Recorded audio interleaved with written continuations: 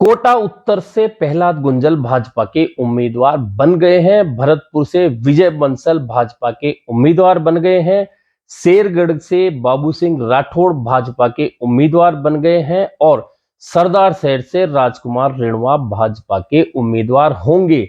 यह नाम मैं इसलिए बता रहा हूं कि जो आज 15 नामों की सूची आई है उनमें सबसे ज्यादा इंतजार इन 4 नामों का था। इसलिए था कि यह चारों ही वसुंधरा राजे खेमे के नेता है। पिछले दिनों धौलपुर से जयपुर लौटते समय धौलपुर में वसुंधरा राजे ने विजय बंसल से मुलाकात की थी। पिछली बार उन्होंने भाजपा के खिलाफ जाकर चुनाव लड़ा था। ऐसे में अब उनको टिकट मिल गया है, वे फिर से भाजपा की राजनीति में आ गए हैं। वहीं प्रहलाद गुंजल के कोटा उत्तर में टिकट को लेकर काफी कश्मकश थी, लेकिन पिछले दिनों 2 मुलाकातें उनकी कोटा में हुई।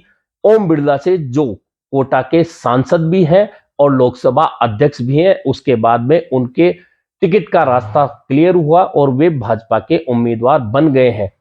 शेरगढ़ से बाबू सिंह राठौड़ और गजेंद्र सिंह शेखावत की दूरियां हैं। गजेंद्र सिंह शेखावत नहीं चाहते थे कि वे उम्मीदवार बने, लेकिन वसुंधरा राजे के नजदीकी बाबू सिंह राठौड़ आखिरकार पूरी कवायद के बाद में अब भाजपा के उम्मीदवार बनने में सफल हो गए। वहीं राजकुमार रेणुआ कांग्रेस में चले गए थे, अब उनकी भाजपा में वापसी हुई थी, लेकिन रतनगढ़ से वे पहले 3 बार चुनाव जीत चुके हैं। लेकिन रतनगढ़ में अभिनेश महर्षि ने कांग्रेस छोड़कर भाजपा ज्वाइन करी और वे पिछली बार विधायक बन गए थे। ऐसे में इस बार फिर से भाजपा ने उन्हें उम्मीदवार बनाया, तो राजकुमार रेणुआ को सरदार शहर जाना पड़ा है। यह 4 महत्वपूर्ण नाम थे, लेकिन चौंकाने वाले 3 नाम जयपुर के हैं। 3 विधानसभा क्षेत्र ऐसे थे जहां अभी तक भाजपा ने अपने उम्मीदवारों की घोषणा नहीं की थी। ऐसे में महत्वपूर्ण था कि आखिरकार यहां किसे उम्मीदवार बनाया जाएगा। कुल मिलाकर कांग्रेस के 2 नेता भाजपा में इसी उम्मीद में गए थे कि वे भाजपा से टिकट लेकर उम्मीदवार बन जाएंगे। पंडित सुरेश मिश्रा पहले हवा महल से नाम चला, लेकिन वहां सफल नहीं हो पाए। उसके बाद सिविल लाइन से उनका नाम चला, उन्हें वहां भी टिकट नहीं मिला। और पूर्व महापौर और लोकसभा की उम्मीदवार जो कांग्रेस की रही 19 में, वे ज्योति खंडेलवाल भी भाजपा में गई थी और किशन पोल से उन्हें टिकट दिए जाने की बात हो रही थी, लेकिन अंत में उन्हें भी टिकट नहीं मिला है। आदर्श नगर से अशोक परनामी भी टिकट भाजपा का नहीं ले पाए हैं।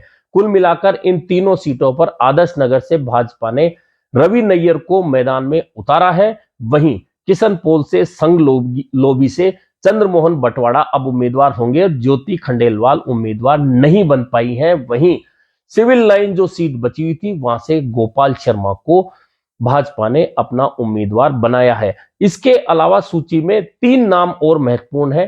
पहला नाम है कोलायत से अंशुमान सिंह भाटी का। अंशुमान सिंह भाटी पूर्व सांसद स्वर्गीय महेंद्र सिंह भाटी के पुत्र हैं, देवी सिंह भाटी के पौत्र हैं और लंबे समय से प्रचार देख रहे थे।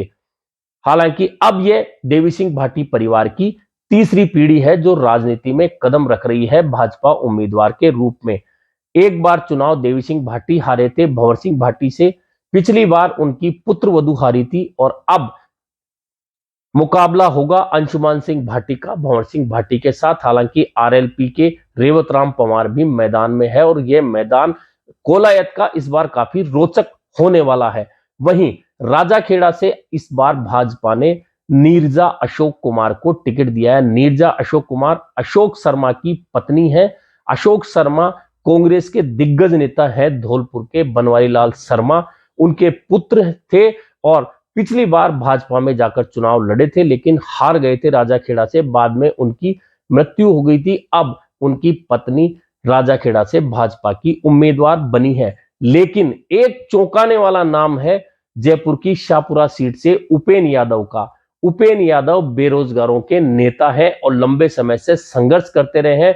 वे राजनीति में खुद को आजमाने के लिए प्रयासरत थे, लेकिन अब उन्हें सफलता मिलती दिख रही है और वे भाजपा के उम्मीदवार शाहपुरा से बन गए हैं, जहां उनका मुकाबला कांग्रेस के मनीष यादव से होगा। और वहां पिछली बार निर्दलीय जीते आलोक बेनीवाल, जिन्होंने निर्दलीय लड़ने का ऐलान कर दिया है। ऐसे में त्रिकोणीय संघर्ष में अब उपेन यादव भाजपा के उम्मीदवार बन गए हैं। कुल मिलाकर भाजपा ने आज 15 नामों की सूची जारी कर दी है। एक नाम अभी बाकी है, वह बाड़ी विधानसभा क्षेत्र का नाम है, क्योंकि बाड़ी से जसवंत गुर्जर जो चुनाव लड़ते थे भाजपा से, वे बसपा में शामिल हो चुके हैं। वहीं कांग्रेस ने 3 बार के विधायक इस बार जो है गिरिराज सिंह मलिंगा का टिकट काट दिया है, क्योंकि एक दलित एएन की पिटाई के मामले में आला कमान ने उन पर आंखें तरे रखी थी। वे गिरिराज सिंह मलिंगा आज भाजपा में शामिल हो गए हैं। संभवतः जो आखिरी नाम भाजपा की ओर से उम्मीदवार का आना है, वे गिरिराज सिंह मलिंगा का बाड़ी से होगा। ऐसे में भाजपा ने अब तक अपनी सूची की पूरी कवायद कर ली है। वहीं कांग्रेस में अभी भी 21 नामों का बेसब्री से इंतजार हो रहा है।